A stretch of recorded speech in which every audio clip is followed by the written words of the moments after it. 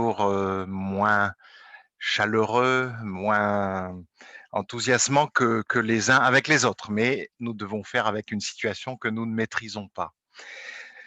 J'ai souhaité aborder avec vous, ce livre d'Esther que j'ai intitulé «Hostilité du monde et incontestable souveraineté de Dieu» parce que je crois qu'il a beaucoup à nous dire aujourd'hui. Heu J'ai 3 raisons qui me conduisent à vous proposer la méditation, de ce livre. Alors pas complète, mais quand même assez substantielle.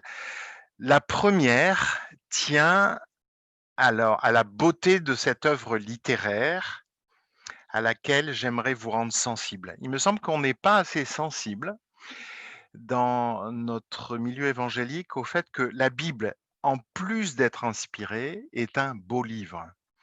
Est un livre plein de qualités littéraires. Nous avons affaire ici avec Esther à un récit historique passionnant qui est digne des meilleurs thrillers, comme on dit en bon français. Les intrigues s'emboîtent les unes dans les autres et les renversements de situation sont aussi inattendus qu'haletants. À cela, vous allez le voir, s'ajoute une subtilité dans l'écriture qui est propre à nourrir la réflexion. Enfin, l'ensemble du livre, et je vous le montrerai, est soigneusement structuré, ce qui contribue à son unité, très forte. La seconde raison qui me conduit à vous proposer ce livre, c'est son caractère énigmatique. En tout cas, énigmatique dans plusieurs de ses aspects. Écoutez un peu ces questions. Pourquoi Esther s'engage-t-elle dans une voie qui est si peu conforme aux directives divines? Elle est pas tout à fait, mais presque contemporaine de Néhémie et souvenez-vous avec quelle véhémence Néhémie reprend ceux qui favorisent des mariages avec des étrangers. Pourquoi ne dit-elle rien de ses origines, en tout cas pendant longtemps? Pourquoi Dieu n'est-il jamais mentionné ouvertement dans ce livre? Pourquoi la prière ne semble tenir aucune place dans un récit où pourtant la détresse du peuple de Dieu est immense? Pourquoi n'est-il jamais fait mention ni du pays promis, ni de Jérusalem, ni des Juifs qui sont pourtant retournés là-bas après l'exil? Nous tenterons au cours de ces 4 méditations de trouver au moins une partie de réponse à ces interrogations. La troisième raison qui m'amène à vous parler de ce livre, c'est l'actualité du message qu'il contient. Esther, c'est le récit d'un monde où l'hostilité au peuple de Dieu, qui est tragiquement réelle, est surclassée par la souveraineté de Dieu qui est magistrale et incontestable. Une souveraineté dont les agents sont des gens comme vous et moi. Je veux parler d'Esther et Mardochée. Alors vous allez dire, vous n'êtes pas dans la cour d'un empereur, certes, mais vous verrez. D'une certaine manière, Mardochée, en une question posée à Esther, résume le cœur de l'intrigue et nous interpelle par l'écriture. Qui sait si ce n'est pas en vue de telles circonstances que tu es devenue impératrice? C'est Mardochée qui parle à Esther. Qui sait si ce n'est pas en vue de telles circonstances que tu es devenue impératrice? Alors, je ne sais pas qui gère la présentation, mais on pourrait mettre la première dia à l'écran que tu as mise tout à l'heure. Je pense que c'est Owen qui le gère? La réponse est claire. Voilà. Alors, vous apercevez sur cette première diapo, les 2 commentaires auxquels je ferai souvent référence dans mon propos. Le premier, Esther, survivre dans un monde hostile, heu, a été écrit par l'un de mes professeurs lorsque j'étais à l'Institut biblique Emmaüs. Ça fait maintenant plus de 35 ans. Et puis le second que j'ai découvert en travaillant ce livre, c'est un commentaire qui va avec la NIV et a été rédigé par Karen Jobs. J'ai trouvé le commentaire génial. Alors il faut évidemment être à l'aise avec l'anglais. Et d'après les informations que j'ai pu avoir par ailleurs, elle semble être, une commentatrice, une exégète très compétente. Je suppose qu'elle est une femme, mais en fait, Karen, est-ce que ça peut être un homme? Les amis anglo-saxons? Je sais pas trop. Non, c'est une femme, hein, je pense. Oui, OK. Parce qu'il y a j'ai un étudiant qui s'appelle Karen, qui est un homme, donc d'où ma mais qui est pas anglo-saxon, qui est arménien. Nous allons évidemment, la première chose à faire, et j'espère que vous avez pu un tout petit peu lire, nous allons quand même lire quelques extraits parce que parler de la Bible sans l'ouvrir, c'est quand même problématique. Et je vous invite à lire quelques extraits dans le chapitre 1, à partir du verset 1 et jusqu'au verset 4. Cette histoire se passait du temps de Xerxès, celui dont l'empire s'étendait depuis l'Inde jusqu'à l'Éthiopie et comprenait 127 districts. En ce temps-là, quand l'empereur Xerxès vint prendre place sur son trône impérial dans la citadelle de Suse, la troisième année de son règne, il organisa un grand festin pour tous ses ministres, ses hauts fonctionnaires, les officiers de l'armée des Perses et des Mèdes, ainsi que pour les nobles et les gouverneurs des provinces. Il voulait montrer devant eux la richesse et la gloire de son règne et la splendeur de sa grande magnificence. Les festivités durèrent très longtemps, 180 jours. Bon, effectivement, ils y vont pas avec le dos de la cuillère, hein. Alors, nous poursuivons au verset 10. Le 7e jour du banquet, hop, j'ai un petit souci, excusez-moi. Le 7e jour du banquet, comme l'empereur était égayé par le vin, entendez, enivré par le vin, il ordonna aux 7 eunuques spécialement attachés à son service, Méoumam, Bista, Arbona, Bicta, Abacta, Zétar et Carcasse, de faire venir l'impératrice Vashti en sa présence, couronnée du diadème impérial. Il voulait montrer aux hommes de tous les peuples rassemblés et aux ministres combien elle était belle, car elle était effectivement d'une beauté remarquable. Les eunuques transmirent à l'impératrice Vashti l'ordre de l'empereur, mais elle refusa d'aller se présenter devant lui. Celui-ci en fut vivement irrité et se mit dans une violente colère. Puis il consulta les conseillers connaissant les usages, car les affaires impériales étaient toujours discutées avec tous les aspects, les experts légaux et juridiques. Et puis au verset 16, Mémoucan déclara à l'empereur en présence de ses hauts fonctionnaires, l'impératrice Vashti ne s'est pas seulement rendue coupable envers l'empereur, mais aussi envers tous ses ministres et tous les gens du peuple de toutes les provinces de l'empire de Xerxès. Car ce qu'elle a fait sera connu de toutes les femmes et les incitera à mépriser l'autorité de leur mari. Elles pourront dire: l'empereur Xerxès avait ordonné de faire venir l'impératrice Vashti en sa présence, et elle n'est pas venue.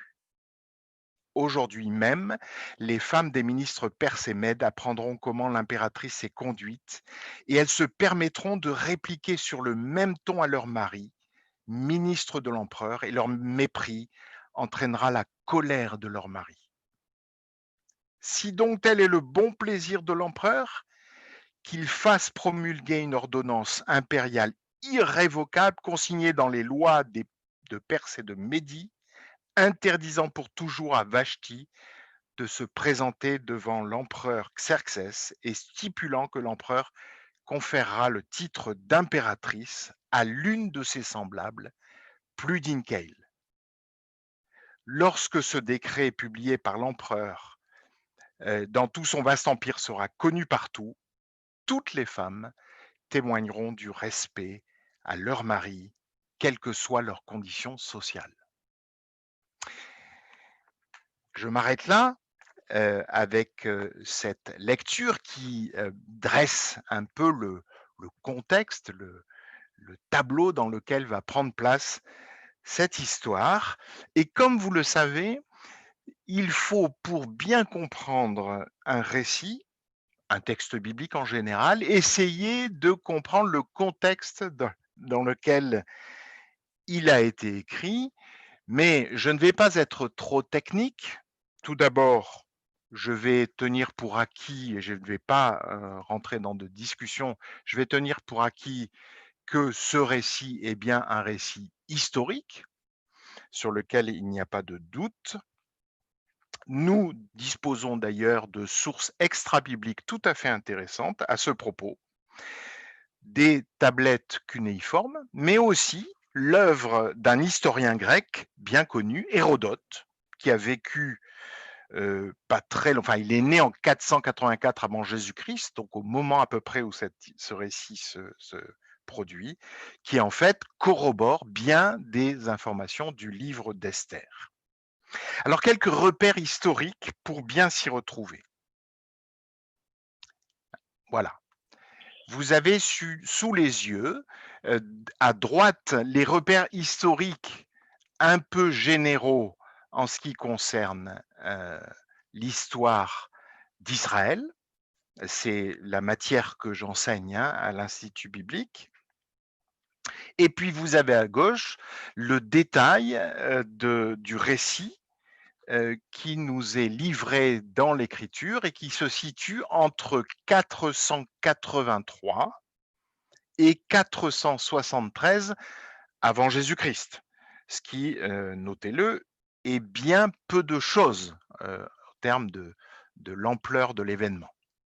Alors, si nous sommes ici en 483 à 473 avec l'histoire d'Esther, ça veut dire que nous sommes après la fin de Juda, c'est-à-dire destruction de Jérusalem et du temple par les Babyloniens en 587.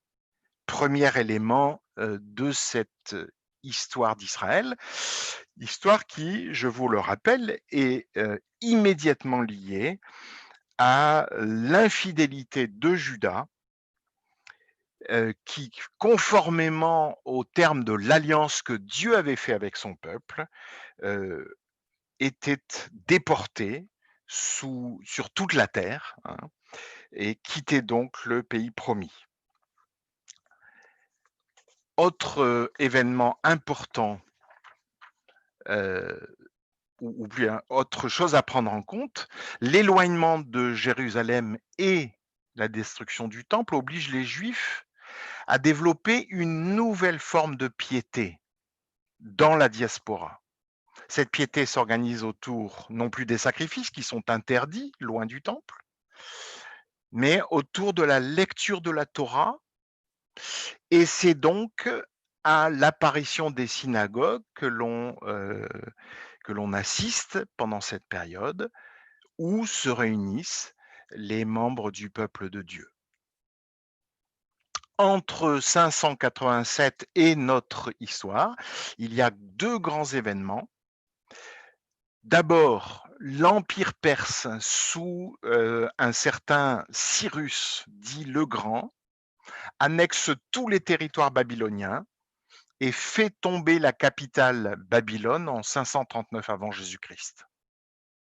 Donc nous sommes ici, toujours dans l'histoire d'Esther avec la, domination perse. 2e événement, alors lui qui est majeur, pour l'histoire et en particulier pour l'histoire d'Israël, ce même Cyrus promulgue un édit autour de l'année 538 qui autorise le rapatriement des statues des divinités des peuples confisqués par les Babyloniens, ainsi que le retour des déportés sur leur terre. Alors, cet édit concerne Israël, mais il concerne aussi d'autres peuples. Et évidemment, il est tellement, formidable cet édit que, le prophète Ésaïe voit en Cyrus un messie de Dieu, un envoyé de Dieu, un oint de Dieu. Et c'est ce qui va permettre aux Juifs qui le veulent de retrouver le pays de leurs ancêtres, d'y remporter les ustensiles du temple, qui ont été pris par Nabuchodonosor et donc de reconstruire, ce temple, même si ça va prendre un certain moment.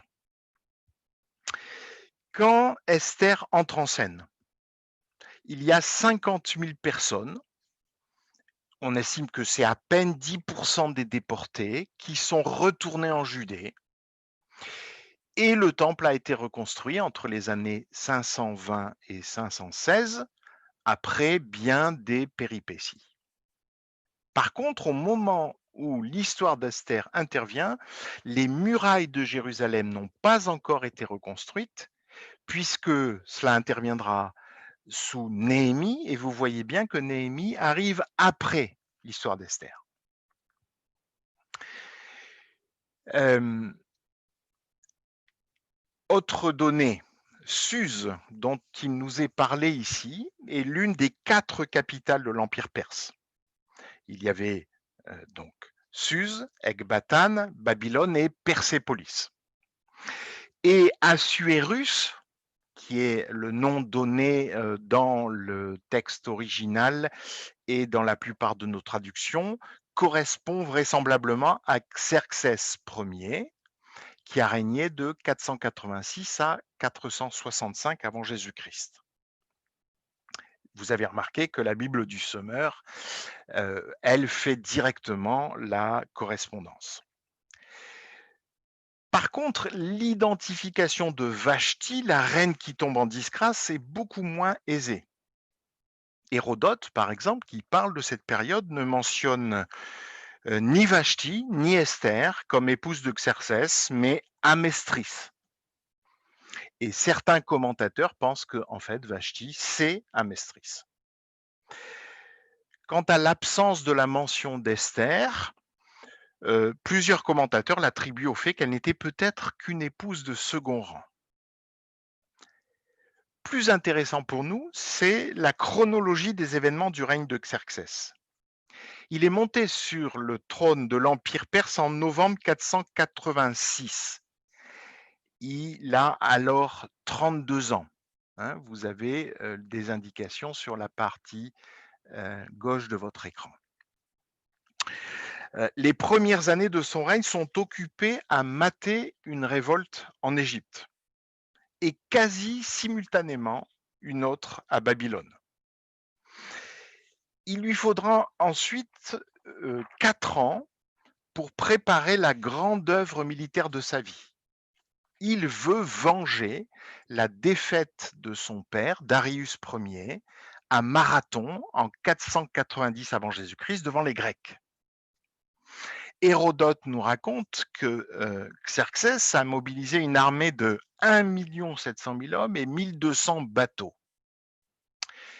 Selon Karen Jobs, le grand festin de 180 jours qui nous est décrit dans Esther 1 correspondrait assez bien au grand conseil de guerre qu'il a tenu en 483 avant Jésus-Christ pour planifier l'invasion de la Grèce. Écoutez ce que dit Hérodote, c'est intéressant. L'Égypte ayant été soumise et Xerxès étant sur le point de marcher contre Athènes, ce prince convoqua les principaux d'entre les Perses tant pour avoir leur avis que pour les instruire de ses volontés. Lorsqu'ils furent assemblés, il leur parla en ces termes: Perses, je ne prétends pas introduire parmi vous un nouvel usage, mais suivre celui que nous ont transmis nos ancêtres. Du moment où je suis monté sur le trône, jaloux de ne point dégénérer de mes ancêtres, je songe comment je pourrais procurer aux Perses une puissance non moins considérable que celle qu'ils m'ont laissée. En y réfléchissant, je trouve que nous pouvons illustrer de plus en plus notre nom, acquérir un pays qui n'est pas inférieur au nôtre, qui même est plus fertile et que que nous aurons en même temps la satisfaction de punir les auteurs des injures que nous avons reçues et de nous en venger. Je vous ai donc convoqué pour vous faire part de mes intentions. Après avoir construit un pont sur l'Hellespont, je traverserai l'Europe pour me rendre en Grèce afin de venger et les Perses et mon père des insultes des Athéniens. Voici ce qui m'anime à marcher contre les Athéniens. Mais en y réfléchissant, je trouve un grand avantage à cette expédition.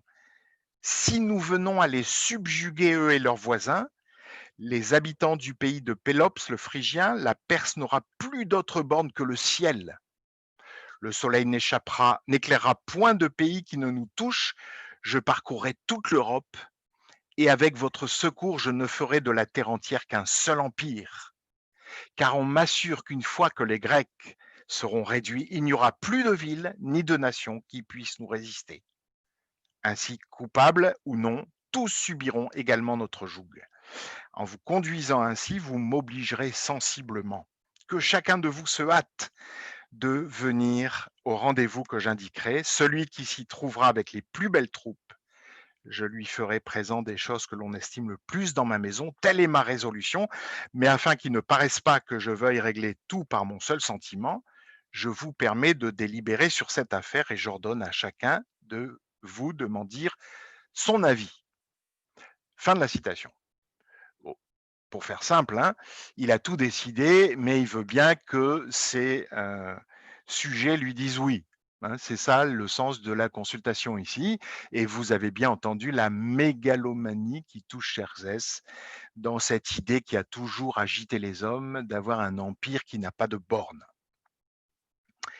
Tout cela explique pourquoi la troisième année du règne de Xerxès, Vashti tombe en disgrâce et qu'il faudra 4 ans pour que Esther la remplace. Alors je vais donner encore quelques indications plus rapides pour venir au texte. En ce qui concerne l'auteur, nous n'avons pas d'indication précise sur l'auteur. Je vais aller à l'essentiel. Ce qui est certain, c'est que c'est un juif qui vit à Suse peu après les faits. Pourquoi? Parce que à la fois c'est un point de vue juif, c'est évident, et par ailleurs il connaît bien la cour impériale. Évidemment, on peut se demander si Mardochée n'était pas tout indiqué pour écrire ce livre, mais on n'a pas de certitude. Quant au genre littéraire, en fait, on peut faire 2 lectures de ce livre. La première, c'est celle d'un drame, un drame intense et passionnant qui s'étend du chapitre 1 au chapitre 9, verset 5, avec une intrigue particulièrement élaborée qui nous amène des festivités de la cour impériale à la joie du peuple élu en passant par l'annonce de son extermination et de la disgrâce de Vashti à l'élévation de Mardochée en passant par la mort de Haman. Le suspense est aussi admirablement entretenu par le rythme du récit et les rebondissements. Par exemple, si vous avez déjà lu le livre, au moment où on croit que Mardochée, qui a réussi à déjouer une conspiration contre l'empereur, va être honoré, eh bien c'est Haman qui obtient tous les honneurs. Au moment où on croit qu'Esther va saisir la généreuse proposition du roi, vous vous souvenez, à la fin du banquet, du premier banquet, eh bien elle se contente de lancer une seconde invitation, curieusement. Et alors qu'on craint qu'Aman arrive à ses fins et pende Mardochée, il doit finalement lui rendre les honneurs sur la place publique. Et c'est lui qui finit sur la potence. Enfin, il convient de remarquer la place que tient l'ironie dans toute l'histoire. La plus mordante est certainement celle qui caractérise la description que fait Haman des honneurs que l'on devrait rendre à un homme que l'empereur désire récompenser. Haman, dans son orgueil, ne pense qu'à lui, mais l'auteur et le lecteur savent qu'il parle sans s'en rendre compte de son pire ennemi. Hein. On pourrait aussi évoquer l'ironie d'un empereur qui règne sur toute la terre, connu à cette époque, mais qui a besoin pour régler ses problèmes domestiques d'une loi irrévocable. Hein. Ou encore le fait qu'Aman ne sera pas condamné à mort pour avoir essayé de tuer des innocents, mais pour un crime, faire violence à l'impératrice, dont en fait il n'est pas coupable. Comme le fait remarquer fort justement Daniel Arnold, à qui j'emprunte une partie des remarques sur l'ironie, je cite: «Ignorer l'ironie du livre, c'est s'exposer à mal comprendre son message. Le livre est écrit pour démontrer comment survivre dans une situation où les Juifs ploient sous un joug étranger. Le narrateur ne loue pas la cour perse, mais la tourne en ridicule, car il est plus facile de supporter les souffrances lorsqu'on se moque de l'autorité qui en est responsable.» La deuxième lecture possible, elle nous est donnée par la fin du livre, hein. Hem, c'est un texte, une lecture d'ordre liturgique, un texte qui justifie la célébration annuelle une nouvelle fête dont l'occasion est justement la délivrance vécue par les Juifs de l'Empire perse, les 14e et 15e jours du mois d'Adar, donc la fête des Pourim. Alors, je ne vais pas en dire plus sur le livre, mais je voudrais maintenant entrer dans le texte. Et je voudrais d'abord évoquer rapidement les chapitres 1, versets 1 à 8.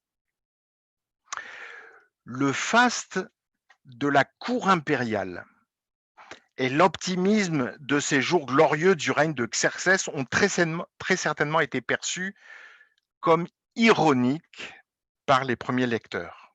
Parce que 4 ans plus tard, au moment où Esther va entrer en scène, les armées perses connaîtront une cuisante défaite face aux Grecs.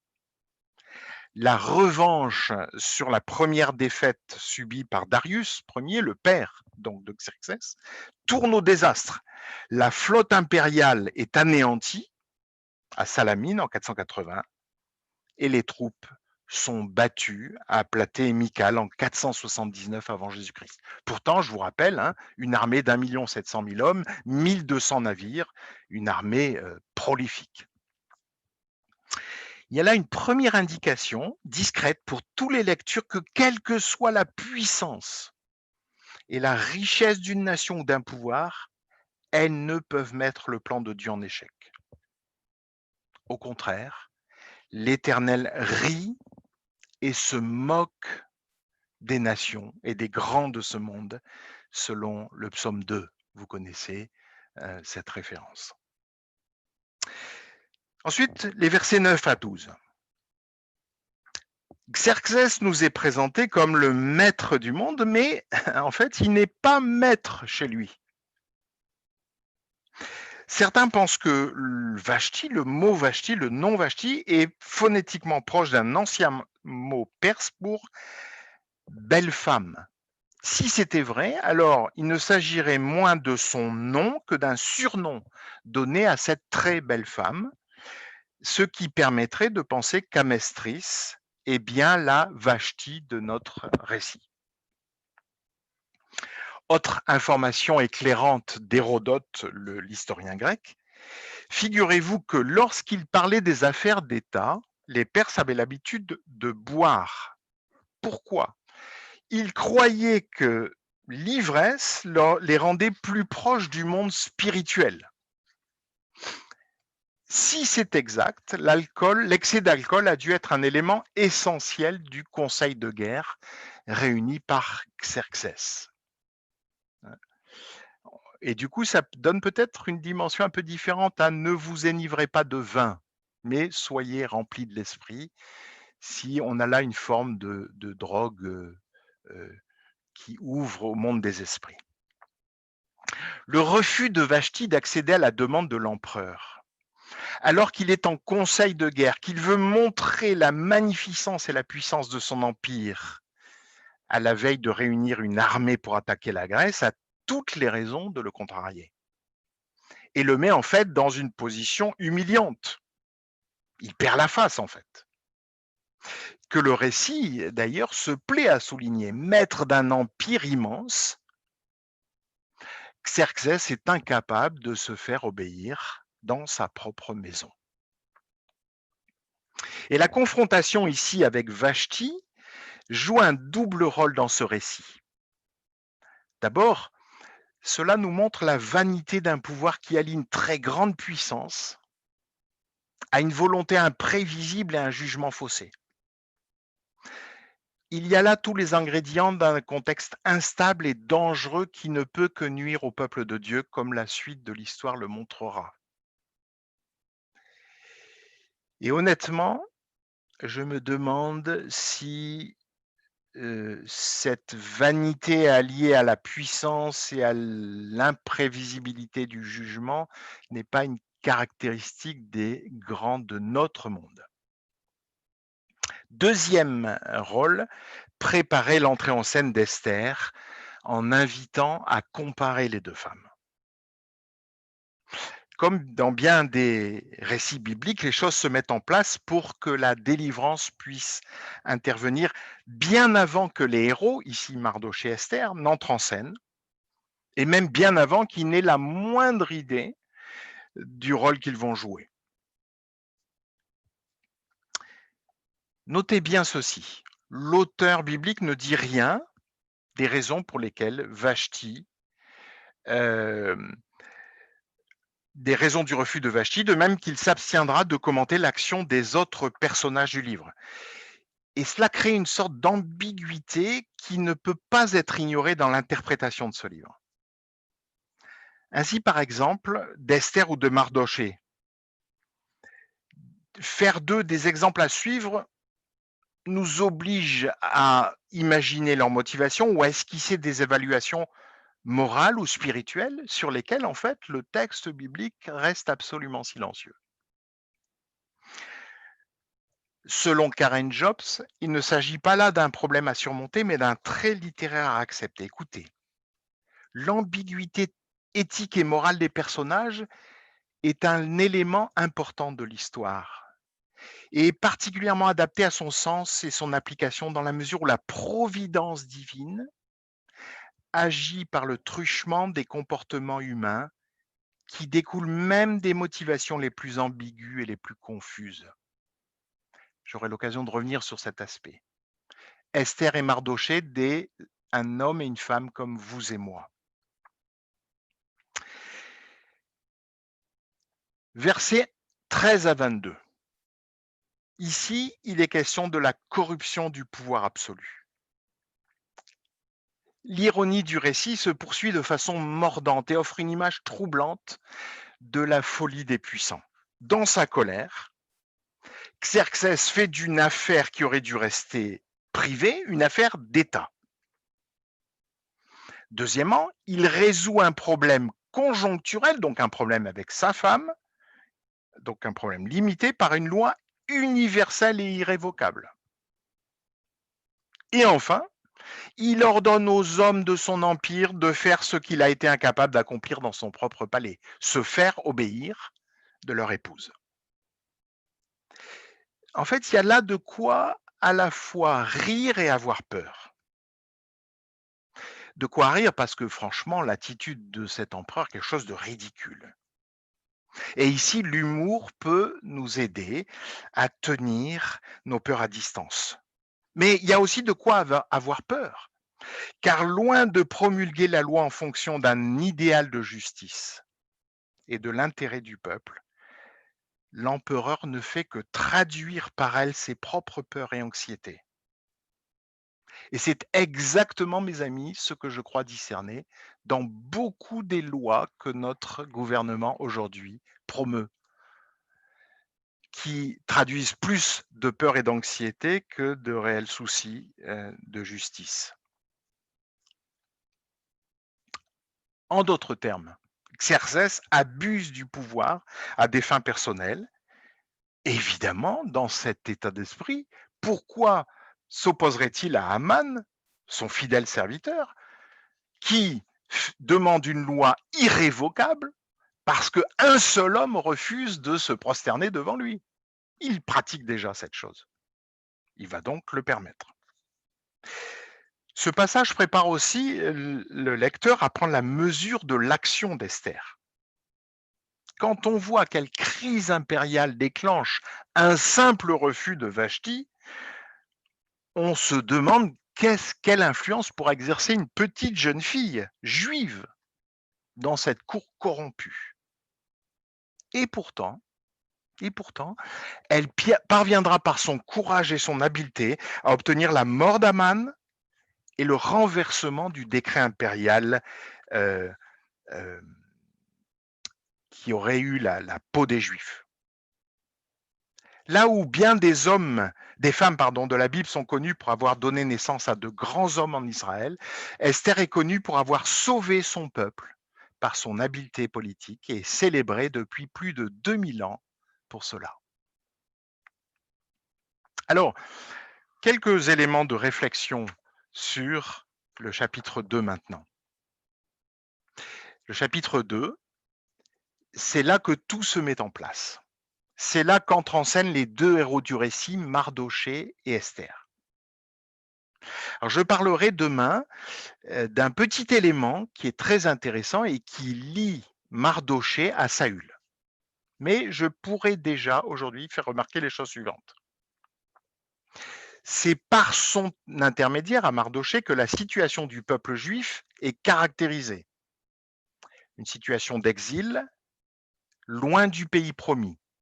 L'histoire d'Esther concerne donc cette partie du peuple élu qui a été privée du temple, la ville sainte et du pays où coule le lait et le miel et qui n'est pas retournée en Judée avec la première vague des exilés.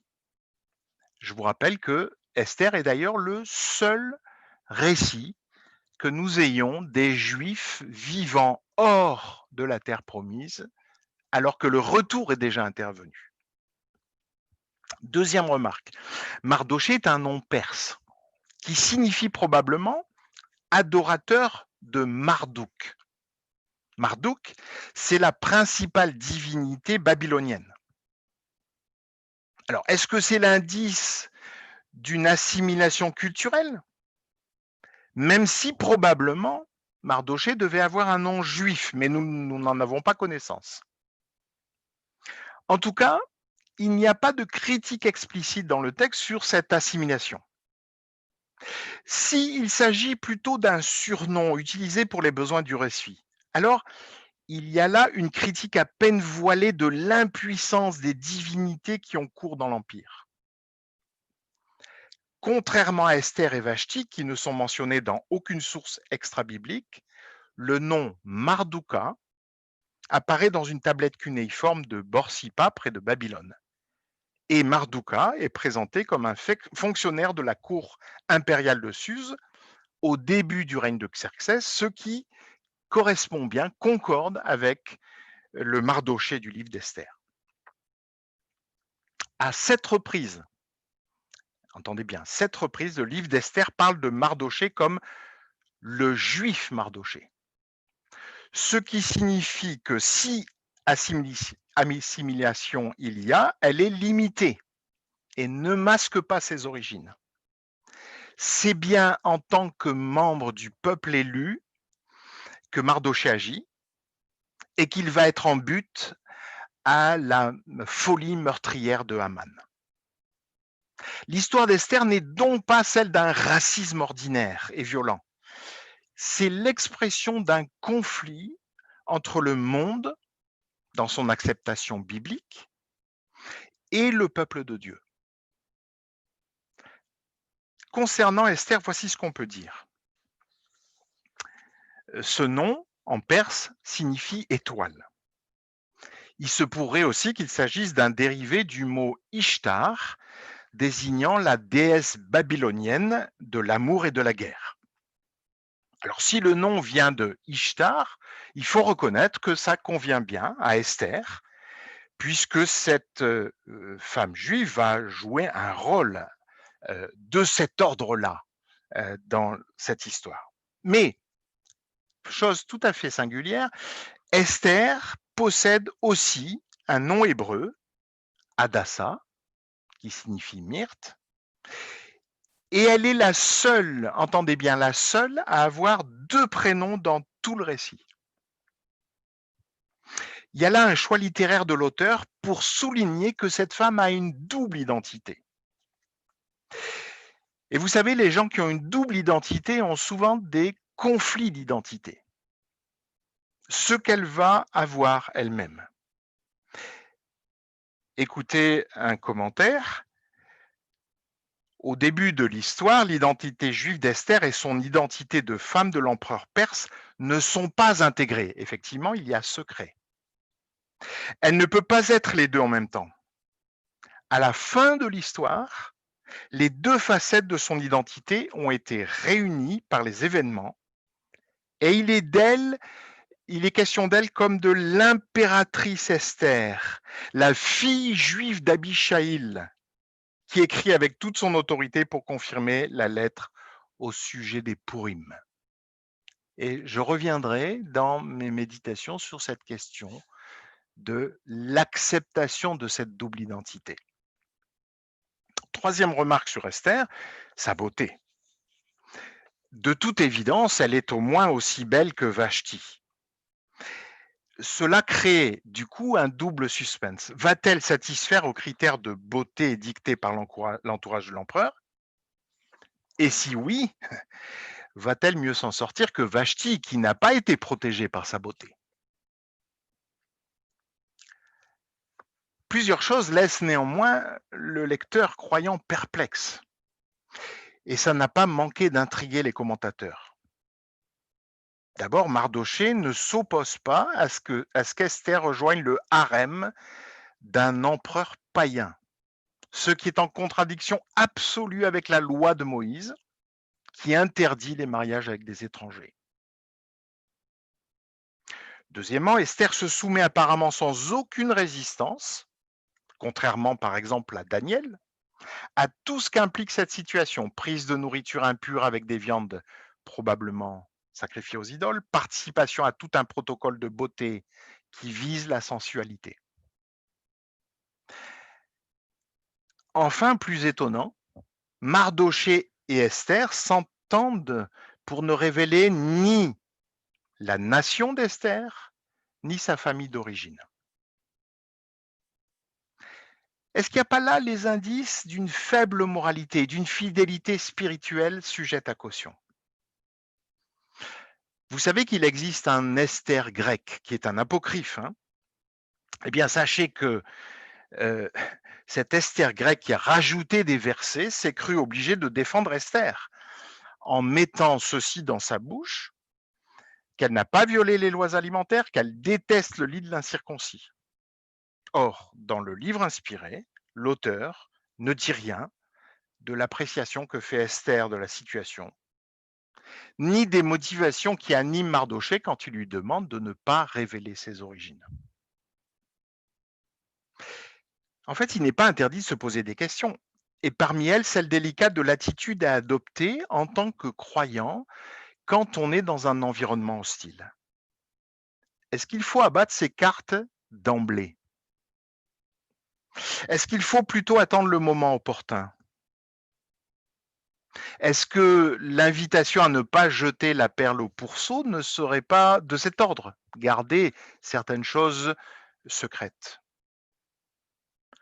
Ou bien, c'est une interrogation plus contemporaine, ne serait-ce pas une un encouragement à ce que notre foi soit confinée dans certaines situations à la seule sphère privée?